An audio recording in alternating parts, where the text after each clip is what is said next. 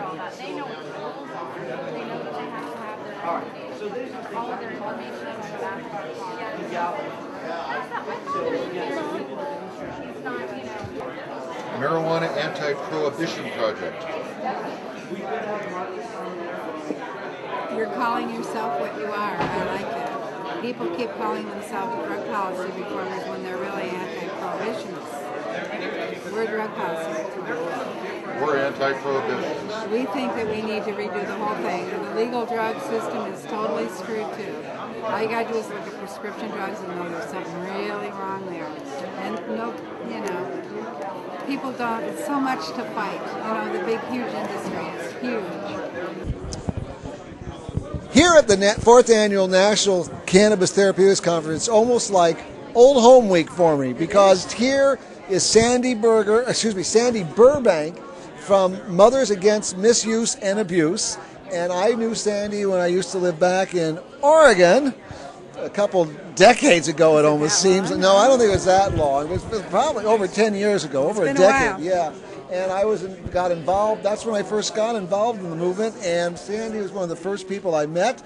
And she was one of the first people that convinced me that I was absolutely doing the right thing. Absolutely. So thank you very much. Sandy, why don't you tell us a little bit about Mothers Against Misuse and Abuse? Okay.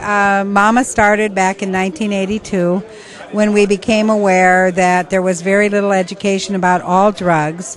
Mostly we were getting just the anti-prohibition stuff.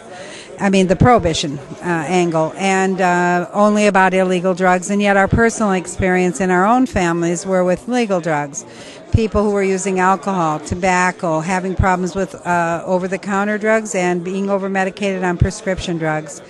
And we were referred to Mark Miller at the University of Oregon Drug Information Center by our local law enforcement officers when we were looking for some sort of a unbiased drug education approach.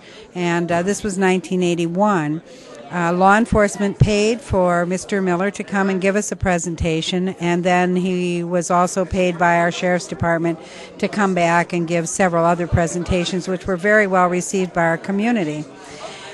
After that, MAMA was formed, Mothers Against Misuse and Abuse, because we wanted to bring the message out that people were making their own decisions no matter what their mother, doctor, the police, their friends told them. Eventually, they were going to decide.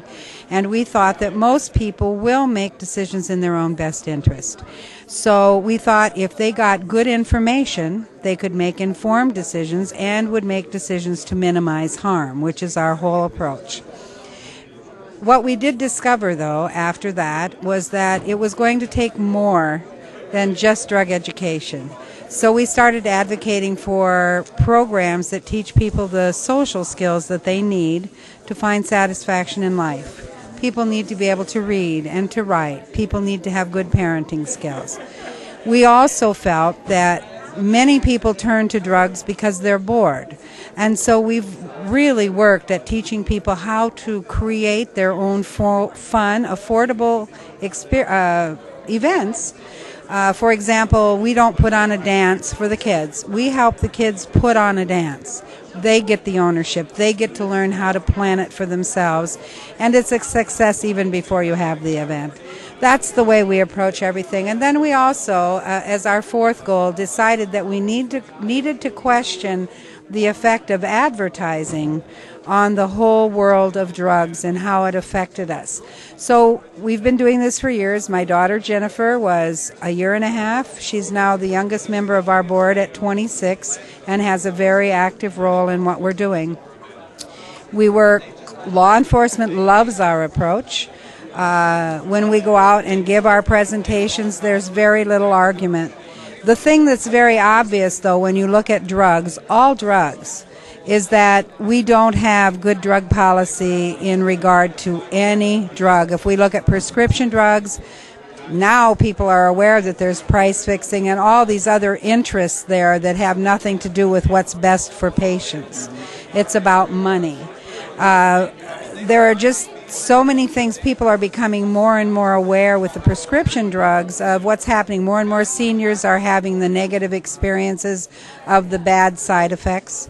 More and more people are going to the hospital with adverse reactions from properly administered prescription drugs. And so there is a rising awareness. And then in 1990, we went to a normal conference and we met the first legal patients to get medical marijuana from the government. And after we had that experience, we went back and our board decided to advocate for medical marijuana. And since then, we've been involved in many activities helping to implement the medical marijuana program in Oregon, and I now serve on the advisory committee on medical marijuana as the vice chair.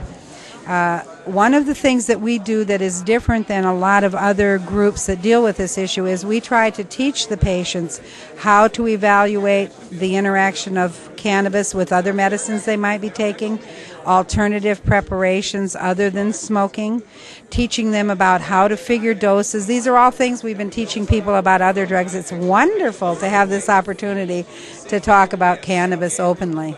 Do you think the fact that the name of your organization is Mothers has opened doors for you where it was just like people against abuse and misuse didn't help? Well, Mothers has been helpful, but in the old days, in the beginning, that meant mothers with little children to a lot of people. What has happened now with the advent of medical marijuana becoming legal is people are starting to realize, as we have said from the beginning, we're concerned about all members of our family. It doesn't matter if they're young or if they're old and they're dying.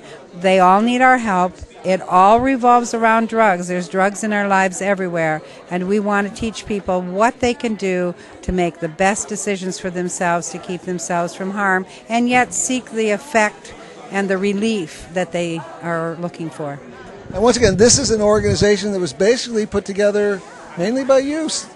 Yeah, we were in our 30s, a bunch of mothers. And once again, you know, a number of the people we've interviewed have started these organizations, they've grown in, and they've done so much good.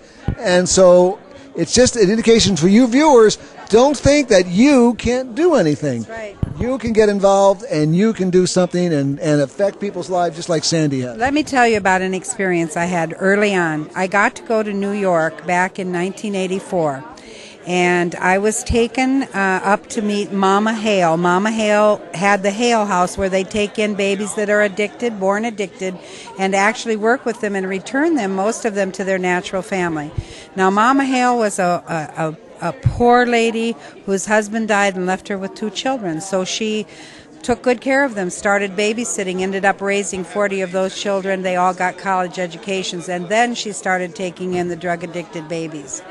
She didn't have any money, but she kept doing it and doing it. And I said, Mama Hale, how do you do this?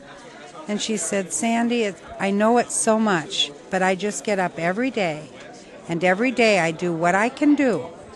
And then I rest, and I get up the next day, and I do what I can do.